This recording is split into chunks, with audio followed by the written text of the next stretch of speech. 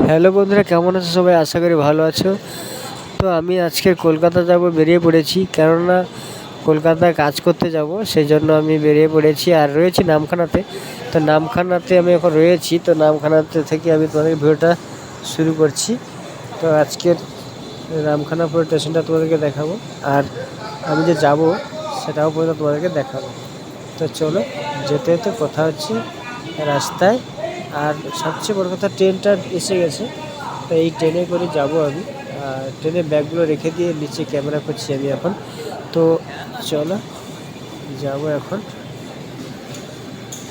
তো ট্রেনটা ছাড়বে, তো আমি এখন ট্রেনের ভিতরে যাব, গিয়ে বসবো।